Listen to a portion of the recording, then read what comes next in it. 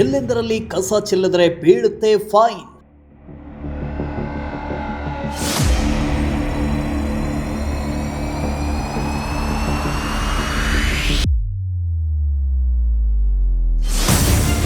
ಕಸವನ್ನ ಚೆಲ್ಲಿಕೊಂಡು ಹೋದವರಿಗೆ 5,000 ದಂಡ.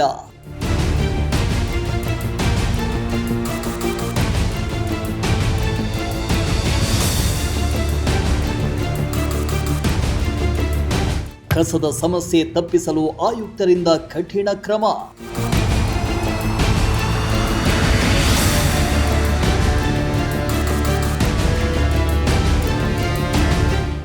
ತುಮಕೂರು ನಗರ ವೇಗವಾಗಿ ಬೆಳೀತಾ ಇದ್ದು ಕಸದ ಸಮಸ್ಯೆ ತಲೆದೋರಿತ್ತು.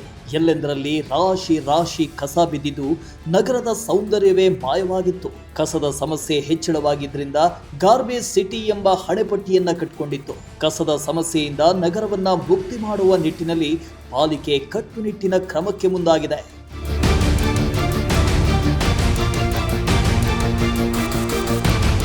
ಹೌದು, ನಗರದಲ್ಲಿ ಕಸದ ಸಮಸ್ಯೆ ಉಂಟು ಮಾಡುವವರ ವಿರುದ್ಧ ಪಾಲಿಕೆ ಆಯುಕ್ತರು ಕಟ್ಟುನಿಟ್ಟಿನ ಕ್ರಮಕ್ಕೆ ಮುಂದಾಗಿದ್ದಾರೆ. ರಸ್ತೆ ಪಕ್ಕದಲ್ಲಿ ರಸ್ತೆಯಲ್ಲಿ ಕಸ ಸುರಿಯುವವರ ವಿರುದ್ಧ ಪಾಲಿಕೆ ಕಟ್ಟುನಿಟ್ಟಿನ ಕ್ರಮ ಕೈಗೊಳ್ಳುವುದಕ್ಕೆ ಮುಂದಾಗಿದ್ದು ರಸ್ತೆ ಮೇಲೆ ಕಸ ಸುರಿಯುವವರಿಗೆ ದಂಡ ವಿಧಿಸಿ ಕ್ರಮ ಕೈಗೊಳ್ಳುತ್ತಿದೆ.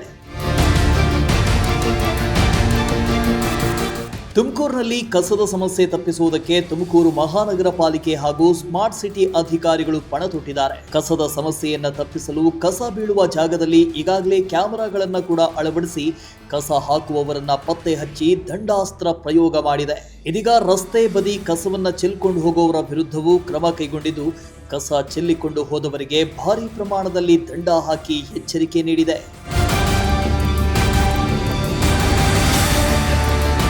ಮೈಸೂರಿನಿಂದ ಆಂಧ್ರ ಪ್ರದೇಶದ ಕಡೆಗೆ ಕಸವನ್ನ ಸಾಗಿಸ್ತಾ ಇದ್ದ ವಾಹನವೊಂದು ಮಾರ್ಗ ಮಧ್ಯೆ ತುಮಕೂರು ನಗರದ ಕುಣಿಗಲ್ ಅಂಡರ್ ಪಾಸ್ನಲ್ಲಿ ಇಂದು ಕಸವನ್ನ ರಸ್ತೆ ಮೇಲೆ ಚೆಲ್ಲಿ ಅನೈರ್ಮಲ್ಯವನ್ನ ಉಂಟು ಮಾಡಿತ್ತು.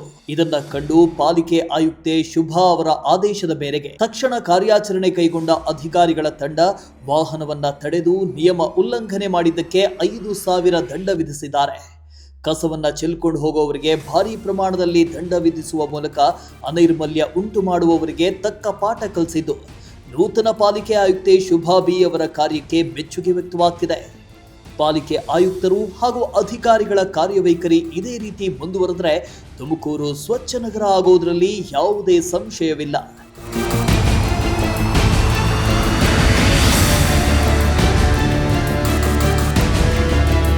ಪುನೀತ್, ಪ್ರಜಾಶಕ್ತಿ ಟಿವಿ, ತುಮಕೂರು.